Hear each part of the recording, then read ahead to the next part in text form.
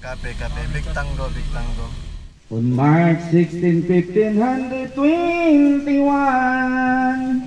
when Philippines was discovered by Magellan, they were sailing day and night across the big ocean until they found the Masawa Island. When Magellan landed in Cebu City, Raha humabol meet him, they were very happy. All people were baptized and built the Church of Christ, and that's the beginning of our Catholic life. So pag-abot sa Katsila din ang naabtan sa mga Katsila, ang hari sa Bohol si Daguhoy Muslim. Sa Iloilo si Dato Puti Muslim. Sa Cebu si Lapu-Lapu Muslim. Sa Manila si Raha Sulaiman Muslim. Sa Tondo si Raha Matanda Muslim. Raha Mabon, Raha Lakandula, Sharif Kabunsuan, di ba? So pag-abot kay Idris Katsila, mga Muslim atong ginikanan. Nga gani ang atong Malacañang sa una, gingan lang siya og intramuros sa mga Katsila.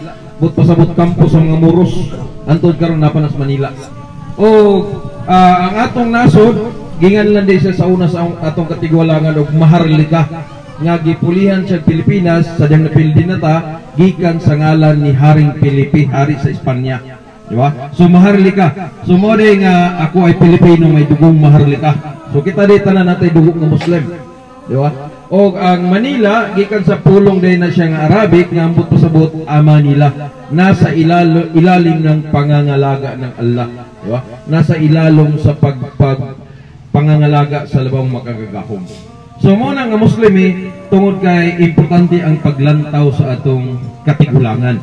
Diba? Sa atong kagahapon. So alhamdulillah, tanan nga pagdaig ngadto sa labaw ng mga gahom, gitagaan ta niya og higayon no, aron nga pagpaabot sa inyo kung unsa man giday ning Islam no, unsay kalamdagan may tungod sa relihiyon o pagtulunan nga Islam. Ani gingon ng labaw mga gahom, wala kad ba'athna fi kulli ummatin rasul an ibudullaha wa ijtinabu tagut.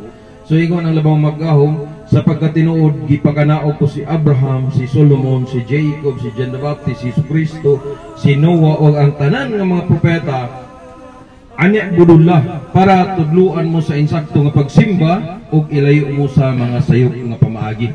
So mo ning na si Kristo dres kalibutan, di ba? So tungod kay tudluan ta sa insakto nga pamaagi, di ba? Busa dili mo matingala nganong kami pag mamatay ang among mga mamatyan kung tanaw na itong Biblia, sa nahita po kang Jesucristo po, kung Bible atong basihan, kami, dili po na mo i-imbalsamar among patay. Diba? Igo lang siya hugasan, humaghugas, liguan, humagligo, pustog panatong ng puti, o dili na paagtan o sunod adlaw. Ingon pa si Jose Rizal, sino man yung hindi lilingon sa kanyang pinanggalingan, ay hindi makakarating sa kanyang paruruunan. So kita giday mo tan-aw gito sa atong katigulangan kay dili ta makaabot sa atong padulungan kundi ta mo tan-aw sa kagahapon. Ashhadu an la ilaha illallah wa ashhadu anna Muhammad Rasulullah. Ako misaksi nga wala ng Diyos, gawas lang sa Allah ang nanginusaran ng Diyos, o ako misaksi na si Muhammad ulipon sa Diyos. So mashallah. So daghang salamat sa tanan. Ashhadu an la ilaha illa Allah.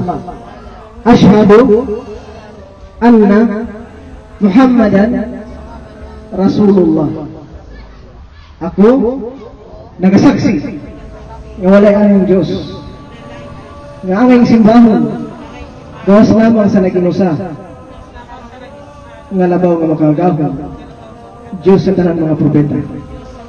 Ug ako nagasaksi nga si Muhammad propeta ulipon sa Allah. Salamat kayo.